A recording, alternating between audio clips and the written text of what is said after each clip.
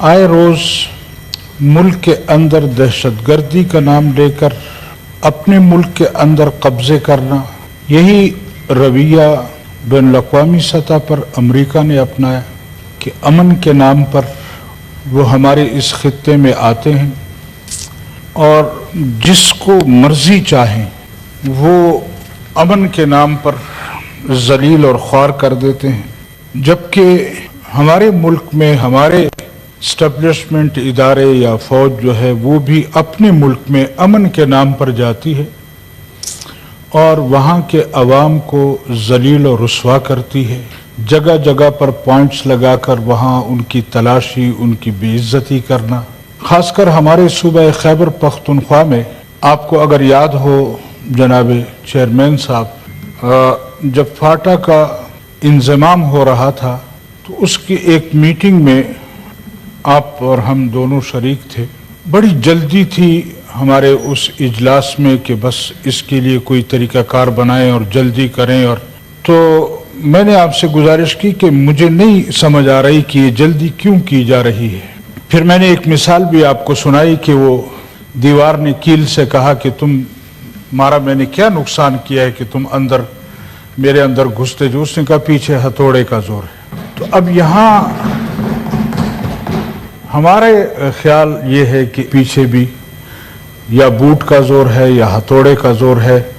لگتا ایسے ہے کہ پاکستان یہ صرف اور صرف اسٹیبلشمنٹ کا ملک ہے، یہ عوام کا ملک نہیں ہے۔ اگر یہ رویہ ہوگا تو وہ کہتے ہیں تنگ آمد بجنگ آمد، ہم قوم کو اس طرف لے کر جا رہے ہیں کہ یہ قوم اٹھے اور ہمارے گریبانوں میں ہاتھ ڈالے، اور پھر ظلم بالائے ظلم یہ ہے کہ قوم کے سامنے میڈیا پر، سوشل میڈیا پر مجرم وہ سیاستدان ہوتے ہیں۔ حکومت کی باغ دوڑ بظاہر عوامی نمائندوں کے پاس ہوتی ہے، لیکن وہ قصہ مشہور ہے کہ مالک اپنے بکرے کو مارتا رہا اور آٹا بندر کھاتا رہا، ملک اسٹیبلشمنٹ کھا رہی اور سیاستدانوں کے منہ پر یہ تھوڑا سا بجٹ میں وہ آٹا مل دیا جاتا ہے اور مالک سمجھتا ہے کہ شاید یہ سارا نقصان بکرے نے کیا ہے۔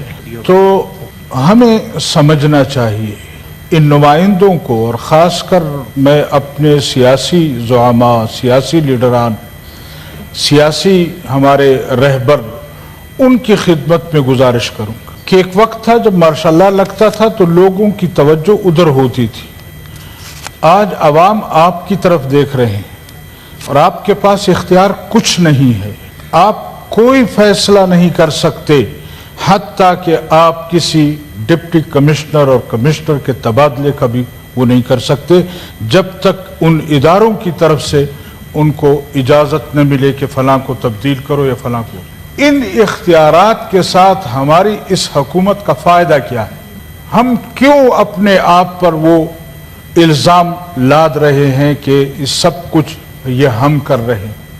حالانکہ ہمیں بھی پتہ ہے کہ، اور حکمرانوں کو بھی پتہ ہے، ہمارے لیڈران کو بھی پتہ ہے، ہمارے سب کو پتہ ہے، اور وہ ادارے، وہ لوگ ہمارے ان لیڈران کے پیچھے چھپ کر قوم کے ساتھ جو ظلم کرتے ہیں، جو ناروا ظلم کرتے ہیں، ہم سمجھتے ہیں کہ بس گاڑی کی ڈرائیونگ ایک جرنل کے ہاتھ میں ہے اور اس نے ہمارے لیڈران کو، ہمارے نمائندوں کو آگے بٹھا کر قوم کو یہ دکھا رہے ہیں کہ نہیں ہم نہیں ہیں، یہ لوگ ہیں۔ تو ہم کیوں قوم کے سامنے مجرم بن رہے ہیں؟ کیوں ہمیں قوم کے سامنے صاف بات نہیں کرنی چاہیے؟ ابھی گزشتہ جو الیکشن ہوا ہے، یعنی عجیب بات یہ ہے کہ اس الیکشن میں جو ظلم ہوا، جس طرح لوگوں کو چن چن کر یہاں پارلیمنٹ میں لایا گیا، تو اس سے تو یہ معلوم ہوتا ہے کہ یہ پارلیمنٹ عوام کا پارلیمنٹ نہیں ہے، یہ ہمارے جرنلز کا پارلیمنٹ ہے۔ عوام کے نمائندے یہاں نہیں بیٹھتے، یہاں جرنلز کے نمائندے بیٹھتے۔ صوبہ خیبر پختونخوا میں ابھی تک سینٹ کا الیکشن، اس وقت بھی آپ کا سینٹ جو ہے وہ 11 نمائندوں سے محروم ہے، اور پھر ظلم بالائے ظلم یہ ہے کہ ہماری کارروائی، ہمارا سینٹ، اس کو تکمیل کی طرف لے جانے کی کوشش کی جا رہی ہے۔ یہاں کمیٹیوں کی تقسیم ہو چکی ہے، کل جب وہ 11 نمائندے آئیں گے تو ان کو صرف کمیٹیوں کا ممبر بنا کر تسلی دی جائے گی؟ یہ ہم کس طرف جا رہے ہیں؟ کس کے کہنے پر یہ کر رہے ہیں؟ کیوں ہم مطالبہ نہیں کرتے کہ کے پی کے میں سینٹ کا الیکشن فی الفور کرائے جائے؟ اب اس کو عدالت کی طرف لے گئے۔ جب تک ہمارے جرنلز نہیں چاہیں گے، جب تک ہمارے بوٹ نہیں چاہیں گے، ہم اس ایوان میں کے پی کے کی نمائندگی دینے کو تیار نہیں۔ اور پھر کن کن کو دینی ہے، کس طرح دینی ہے، یہ بھی ہمارے جرنلز طے کریں گے۔ اور جب ان سے پوچھو کہ بھئی تمہاری کارکردگی کیا ہے، تم نے سوائے اپنے عوام پر ظلم کرنے کے، سوائے اپنے عوام کو نیچا دکھانے کے، سوائے اپنے ملک کے اندر قبضے کرنے کے، یہ میں ذاتی طور پر یہ سمجھتا ہوں کہ ہمارا یہ ادارہ یہ اب عسکری ادارہ نہیں ہے، یہ ہمارا تجارتی ادارہ ہے۔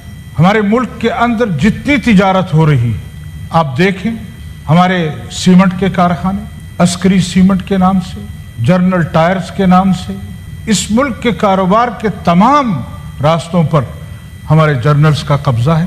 یہ ایک کاروباری ادارہ بن چکا ہے، اس کو عسکری ادارہ کہنا یہ میں سمجھتا ہوں اس ملک کی توہین۔ آج انڈیا ہمیں، مودی صاحب تقریر میں کہتے ہیں کہ اب پاکستان سے ہمیں کوئی خطرہ نہیں۔ کیوں؟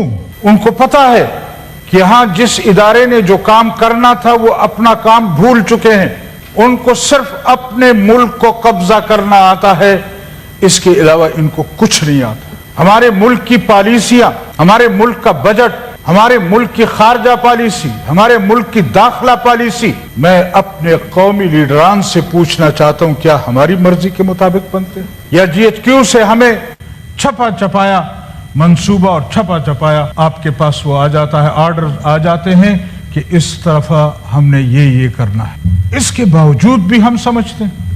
تو میں اپنے قومی رہنماؤں سے، سیاسی لیڈران سے دست بستہ گزارش کروں گا کہ فوج کا کالک اپنے منہ ملو، آئیں بیٹھیں، سوچیں کہ ہم نے اس ملک کو کیسے بچانا ہے، اور کسی اور سے نہیں، اپنے ان اسٹیبلشمنٹ کے اداروں سے، اپنے جرنلوں سے اس ملک کو کیسے محفوظ کرنا ہے۔ اگر ہم نے اس ملک کو اپنے جرنلوں سے محفوظ کر لیا تو پھر شاید ہم کوئی اچھائی دیکھ پائیں گے، کوئی اچھا دن دیکھ پائیں گے۔ اور اگر ہم نے ان لوگوں کا راستہ نہ روکا، ہم نے ان کو اپنے بیرکوں کا راستہ نہ دکھایا، تو پھر ساری زندگی ہم اسی طرح ذلیل ہوتے رہیں گے اور بین الاقوامی دنیا ہم پر ہنستی رہے گی۔ آج ہم کدھر کھڑے ہیں؟ ہمارا اختیار کیا ہے؟ بجٹ سے لے کر آپ عام آدمی تک جا کر دیکھیں تو صحیح، تفاوت دیکھیں کہ ہمارے دفاعی اداروں کے لیے بجٹ میں کتنا حصہ رکھا گیا ہے اور ملک پاکستان کے عوام کے لیے کیا رکھا گیا ہے۔ اس پر ذرا سوچیں۔ اگر ہم یہی رویہ اختیار کرتے رہیں، کل یہ عوام اٹھے گی، اور پھر یہ نہیں کہ وہ صرف جرنیلوں کو اور اسٹیبلشمنٹ کو سزا دے گی، وہ اس وقت پھر کوئی لیڈر یہ گلہ نہیں کر سکے گا کہ میں تو اس جرم میں شریک نہیں تھا۔ لہذا ہم سمجھتے ہیں کہ ملک ہمارے ہاتھ میں نہیں ہے، ہمارا بجٹ ہمارے ہاتھ میں نہیں، ہمارے ادارے ہمارے ہاتھ میں نہیں ہیں، حتیٰ کہ ٹرانسفر اور پوسٹنگ بھی ہمارے ہاتھ میں نہیں۔ اور بزم خود ہم خوش ہیں کہ ہم تو اقتدار میں بیٹھے۔ ہماری قیادت مولانا فضل الرحمان صاحب نے الیکشن کے فوراً بعد یہ کہا تھا اپنے سیاسی زعماء سے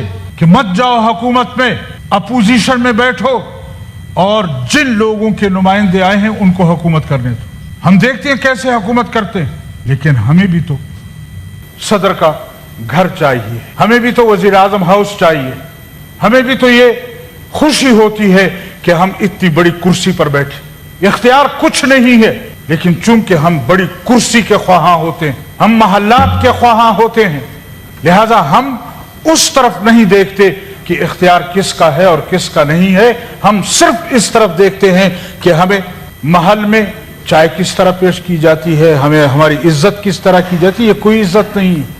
اگر ہمیں بین الاقوامی طور پر عزت بنانی ہے تو پھر اس قوم کی صحیح معنوں میں نمائندگی کرنی ہوگی، قوم کی صحیح نمائندوں کو یہاں لانا ہوگا، اور الیکشن میں ان لوگوں کا راستہ روکنا ہو۔ آج الیکشن بوتھ سے اور ووٹ اندراج سے لے کر الیکشن کے نتائج پر ہمارا کوئی بس چلتا؟ ہم سے کوئی پوچھتا ہے؟ فراڈ ہے الیکشن سے 2 دن پہلے لکھا بھیج دیا جاتا ہے کہ اس حلقے سے فلاں کو کامیاب کرنا ہے۔ یہ کیا الیکشن ہے؟ کیوں ڈھونگ رچایا جا رہا ہے؟ اور آپ کے خیال میں یہ ہے کہ شاید دنیا کو کچھ پتہ نہیں، دنیا جانتی ہے کہ اس ملک کا با اختیار ادارہ کون سا ہے، اس لیے وہ آپ کی طرف توجہ نہیں دیتے، اس لیے وہ آپ کو خیرات بھی نہیں دیتے جب تک آپ کے ساتھ کوئی جرنل نہ جائے باہر ملک، آپ پر کوئی اعتماد نہیں کرتا۔ اور اگر ہمیں چاہیے کہ ہم اس ملک کی عزت بڑھائیں، اس قوم کی عزت بڑھائیں، تو پہلے ان جرنلوں کا راستہ روکنا ہوگا۔ وہ اقتدار سے الگ ہوں، اپنے بیرکوں میں جا کر بیٹھیں اور عوام کے صحیح نمائندوں کو اقتدار دیں، ملک کا اختیار دیں، پھر دیکھیں یہ ملک ترقی کرتا ہے یا نہیں کرتا ہے۔ تو ہم کس طرف جا رہے ہیں؟ ہم کیا کر رہے ہیں؟